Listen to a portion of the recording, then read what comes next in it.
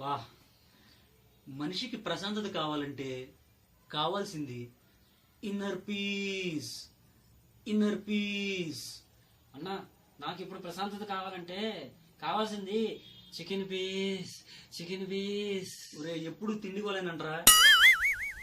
అన్నా మొన్న నేను యూట్యూబ్ లో కొన్ని స్వామీజీ వీడియోస్ చూశానన్నా. దాంట్లో స్వామీజీలు గాల్లో ఇలాగా లేస్తున్నారన్నా. మనకు కూడా ఏమైనా ఛాన్స్ ఉంటుందన్నా? ఉంది తమ్ముడు. వాళ్ళు ఇలా గాలి తీసుకుంటూ పైకి లేస్తారు, మనం తీసుకోకుండా ఉంటే పైకి పోతాం. అన్నా జీవితంలో పాజిటివ్ గా ఉంటే చాలా ఆనందంగా ఉంటదన్నా. పాజిటివ్గా ఉన్నప్పుడు బానే ఉండిద్దిరా, కానీ ఏదైనా హాస్పిటల్కి వెళ్ళి టెస్ట్ చేయించుకున్నప్పుడు మాత్రం రిపోర్ట్స్ లో నెగిటివ్ రావాలి. అయినా పాజిటివ్ అంటున్నావు, నీలో ఎంత పాజిటివ్ ఉందో చూద్దాం. ఈ బాడీని చూసి నీకేమనిపిస్తున్నారా? అన్నా ఇదేనన్నా. అన్నా సగం ఖాళీగా ఉన్నాను. సగం నిండి ఉంది, అదేరా పాజిటివ్ అంటే. సగం నిండి ఉంది, అదే పాజిటివ్. అయినా సరే నీకు ఇంకో క్వశ్చన్. ఆగిపోయిన గడియారం కరెక్ట్ టైం చూపెట్టే ఛాన్స్లు ఏమైనా ఉన్నాయా? ఆగిపోయిన గడియారం అస్సలు లేదన్నా.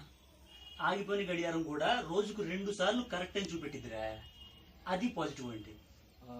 అవునా అన్నా? అన్నా మనోడి పెళ్లికి గిఫ్ట్ కోసం అందరు తలా కాస్త మనీ కంట్రిబ్యూట్ చేస్తున్నారన్నా. నువ్వు చేస్తావా? అరే మీరు తలా కాస్త మనీ కంట్రిబ్యూట్ చేయాలేమో, but I'm myself is contribute.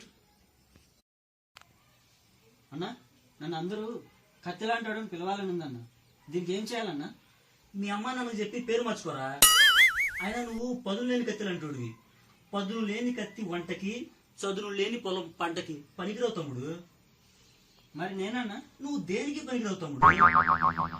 ఇదేంటన్నా మా నాన్నకి మంచి కొడుకునన్నా. నువ్వు మంచి కొడుకువి కాదు, దొంగనా. అన్నా సశ్రేయతో పెళ్లి అయితే నా జీవితం ఎలా ఉంటదన్నా? పని చేసి చేసి చేతుల రేఖలన్నీ అరిగిపోతాయి తమ్ముడు. ధనం సరిగ్గా లేదనుకో, దారిద్ర రేఖ. మరి బాగుంటా అన్నా? భాగ్యరేఖ. బేసిక్గా దారి అనేది భూమధ్య రేఖ లాంటిది. ఇదేం రేఖ అన్నా? భూమధ్య రేఖ భూమి 2 భాగాలుగా చీల్చిద్ది. భార్య కూడా అంతే తమ్ముడు, భర్తని బంధువుల్ని 2 భాగాలుగా చీల్చిద్ది. అవునా? ఈ వీడియో మీకు నచ్చినట్లయితే లైక్ చేయండి, షేర్ చేయండి, సబ్స్క్రైబ్ చేయడం మాత్రం మర్చిపోకండి. Please subscribe.